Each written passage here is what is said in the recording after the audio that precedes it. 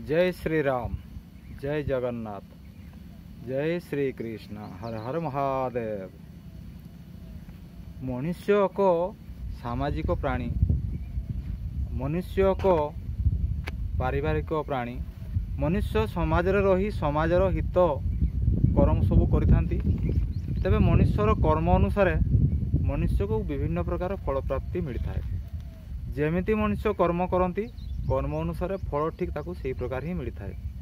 तेबे बेले बेले देखा जाए ना जड़े जड़े मनुष्य कहती जे आम जीवन में बहुत परिश्रम करिसेंती, बहुत उद्योग करिसेंती, किंतु आम जीवन में सेमती किछि मिल पारु नाही।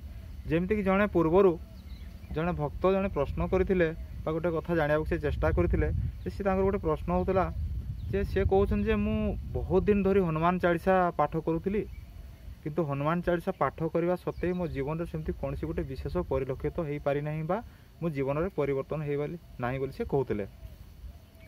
तेबे ये कथा हो आज्ञा देखंतु, खाली हनुमान चालीसा को पाठ कले हुए ना, हनुमान चालीसा को पाठ करार भी सर्वनिम्न किसी नीति नियम रही।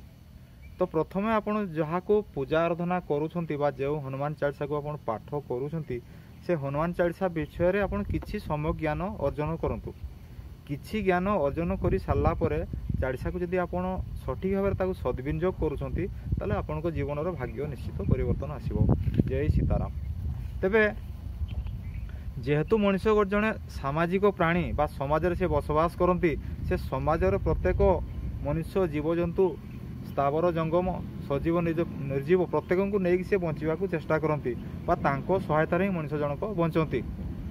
तेबे कर्म क्षेत्र में कहतु, विद्या क्षेत्र में कहतु, व्यवसाय क्षेत्र में कहतु, निज पारिवारिक क्षेत्र में कहतु, समाज क्षेत्र में कहतु, आध्यात्मिक क्षेत्र में कहतु, सूक्ष्म क्षेत्र कहतु बा स्थूल क्षेत्र कहतु, कौन भी क्षेत्र रुहतु ना कहीं कौन काम आप करूँ ना कहीं ना, प्रत्येकटी कर्म मनुष्य गोटे गोटे परीक्षा। आपण भावी नेबे जे मु जने विद्यार्थी मते किछि शिखिबार अछि, एवं जो मनुष्य से चिंता करती जे मु बहुत किछि शिखि सारी मोर शिखबार कौन सेमती आवश्यक नहीं, ताले आपण मायारे पड़ी जाइछंती। कारण मनुष्य एमती गोटे प्राणी बा जीव बा मनुष्य को भगवान एमती गोटे जगार स्थान देइछंती ना मनुष्य सबू किछि करि पारंती। मनुष्य जदि टिके पछकू जीवे नकारात्मक भावना चिंताधारा को आसबे ताले तांको पाखरे आसुरिक गुण सब देखा जिवो। आ मनुष्य जदि सद्गुण संपन्न हेबे बा सत्कर्म करिवे ताले मनुष्य कौन होबो ना, सी देव रूपे पूजा पाइबा, तांको देवता बोली बा भगवान लोक भी पूजा करती। भगवान मनुष्य नुहंती सत, किंतु भगवान को जो किछि कर्म करती बा समाज में जेतबे से जने लोक भलो काम करती तांको सेतबे लोक माने भगवान बोली भी चिंता करते। कारण ये जन सत्पुरुष ज्ञानी लोक महापुरुष एमानक द्वारा समाज बहुत किछि कल्याण साधन हो पारुछि। एमाने ठाकुरंकर अत्यंत प्रिय पात्र अटंती बा ठाकुरंकर निजस्व अटंती, ए प्रकार आम भीतर गोटे भावना आसे। तेबे आसंतु किछि जिनिस जानिबा जे जेहेतु मनुष्य गोटे सामाजिक प्राणी, समाज भितर कौन सब असुविधा हेले बा कौन सब असुविधार समस्या हेले कौन प्रकार समस्यार समाधान हो पार। जय सीताराम, हर हर महादेव। तेबे विभिन्न प्रकार समस्या भितर धरत जन विद्यार्थी को आलोचना करवा। विद्यार्थी काम होछि से पाठ पढ़ा, विद्यार्थी काम होछि जेहेतु से पाठ पढ़े से पाठ पढ़े तांकर भविष्य होछि पाठ पढ़ा, पाठ पढ़ी सारी सी किसी भी गोटे बड़ काम करें। कारण भगवान आमको आखि देइछन्ते सत, किंतु आखि जदि आम पाठ आम जदि पढ़ी नथिबा ताले आखि थाई भी आम अंध सदृश।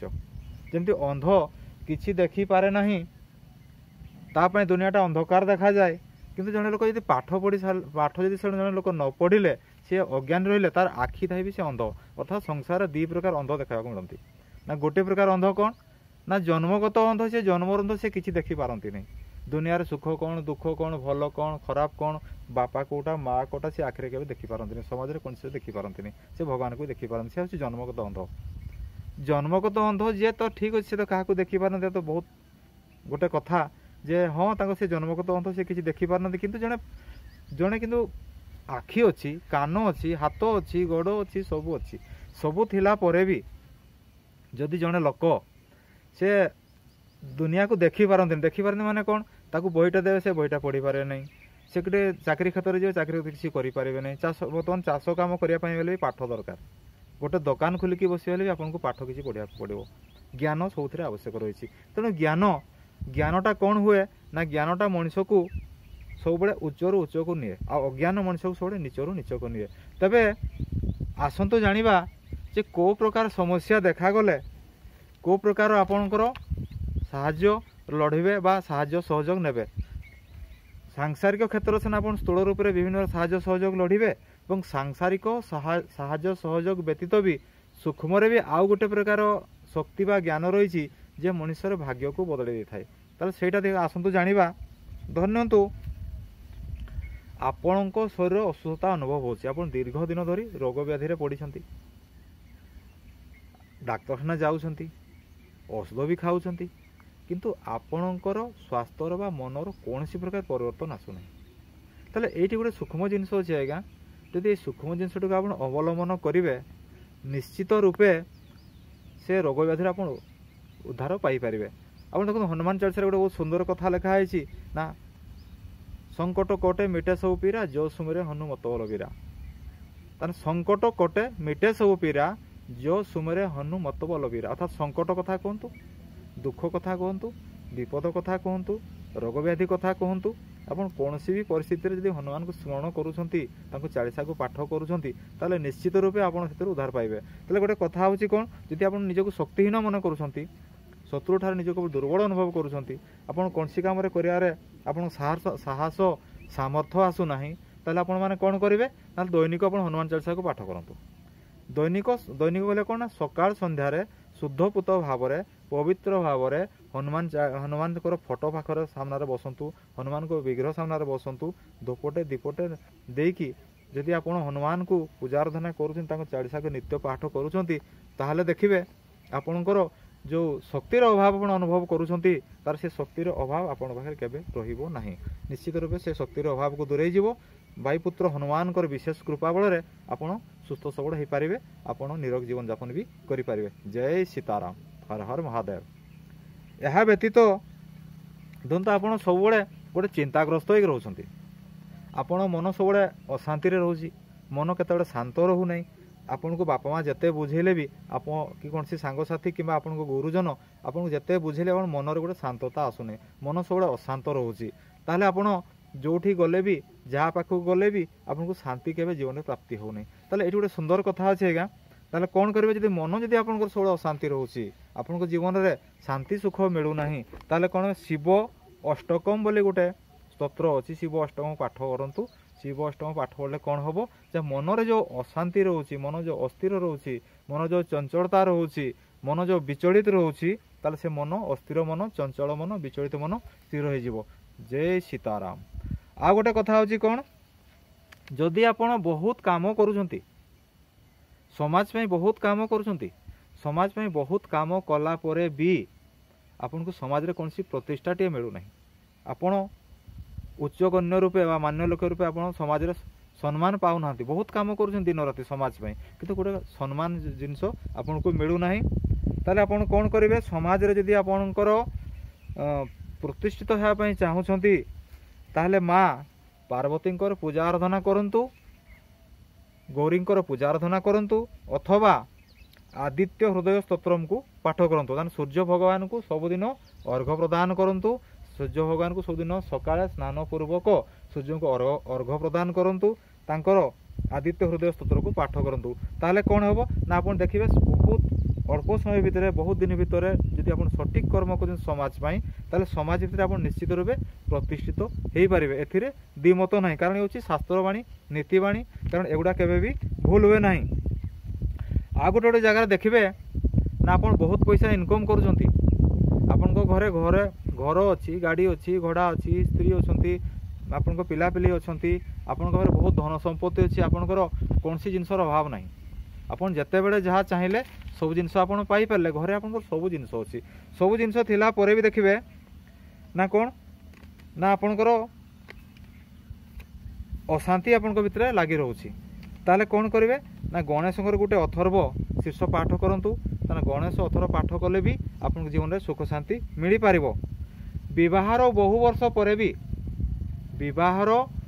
ବର୍ଷ ପରେ ବି ଆପଣ ସନ୍ତାନ ସନ୍ତତି ହେଉନାହାନ୍ତି, ଆପଣ ସନ୍ତାନ ନେଇ ସବୁବେଳେ ଚିନ୍ତିତ ରହୁଛନ୍ତି, ନା ଆପଣ ମେଡ଼ିକାଲ ଗଲେ, ଆପଣଙ୍କ କବିରାଜ ପାଖକୁ ଗଲେ, ଆପଣ ବିଭିନ୍ନ ପ୍ରକାର ପୂଜା ଆରାଧନା କଲେ, ବହୁତ ଦେବାଦେବୀ ପାଖକୁ ଗଲେ, କିନ୍ତୁ ଆପଣଙ୍କ ଜୀବନରେ ପୁତ୍ରଟିଏ ବା କନ୍ୟାଟିଏ ପ୍ରାପ୍ତି ହେଇପାରୁନାହିଁ, ସନ୍ତାନ ପ୍ରାପ୍ତି ହେଉନାହିଁ।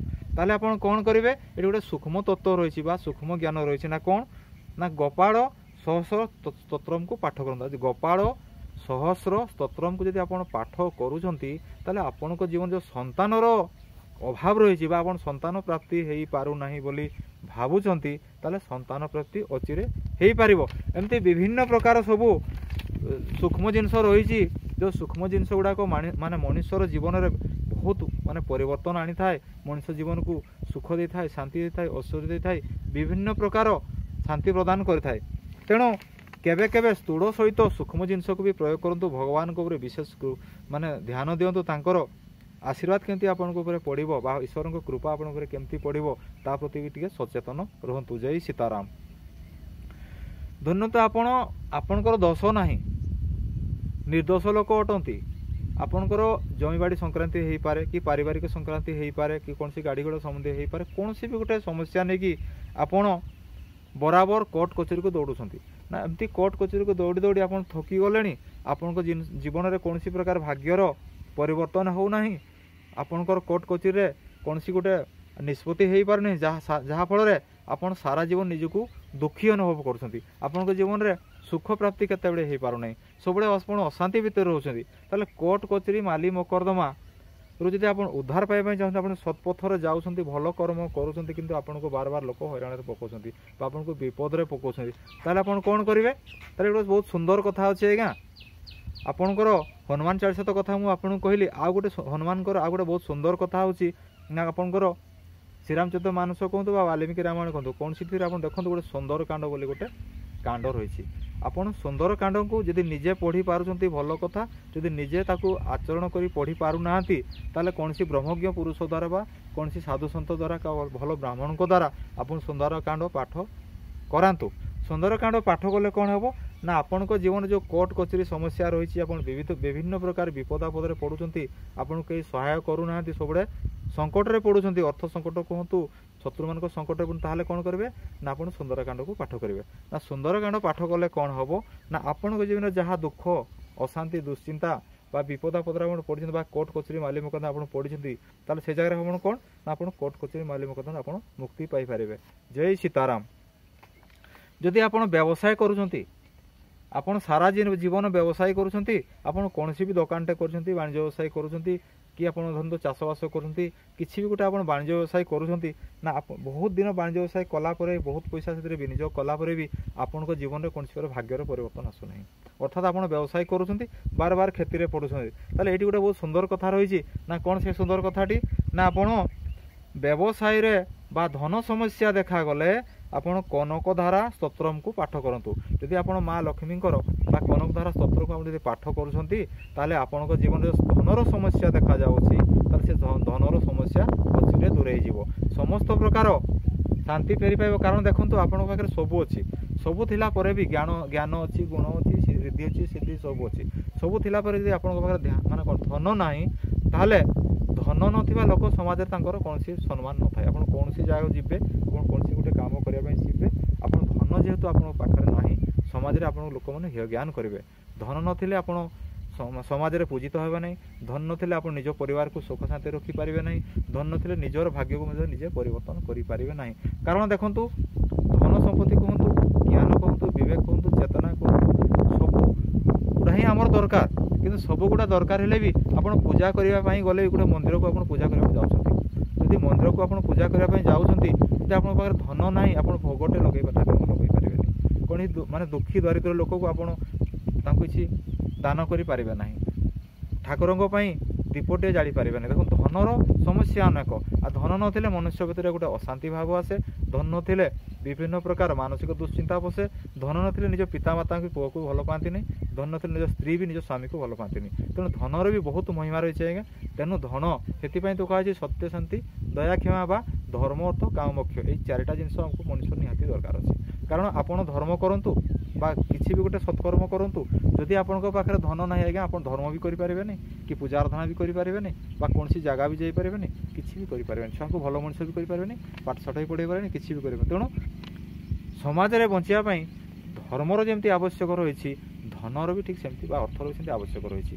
ଧନ ଧର୍ମ ଜ୍ଞାନ ଗୁଣ ସୁଚିନ୍ତନ ସତ୍କର୍ମ ସବୁଗୁଡ଼ା ହିଁ ଦରକାର। କାରଣ ସେମାନଙ୍କ ଭିତରୁ ଗୋଟେରେ ବି ଅଭାବ ହେଲେ ସମାଜରେ ଆମେ ଠିକ୍ ଭାବରେ ବଞ୍ଚିପାରିବା ନାହିଁ। ତେଣୁ ଧନକୁ ବି ଆୟ କରନ୍ତୁ, ନିଜ ଜୀବନକୁ ବି ବିଭିନ୍ନ ପ୍ରକାର ଅଶାନ୍ତି ବା ବିପଦରୁ ନିଜକୁ ରକ୍ଷା କରନ୍ତୁ, ସମସ୍ତ ପ୍ରକାର ମଙ୍ଗଳ କାମରେ ନିଜକୁ ନିୟୋଜିତ କରନ୍ତୁ। ତେବେ ଜାଣିବେ ନିଜେ ଭଲ ରହିବା ସହିତ ସମାଜରେ ଆଉ ସମସ୍ତେ ବି ଭଲ ରହିପାରିବେ।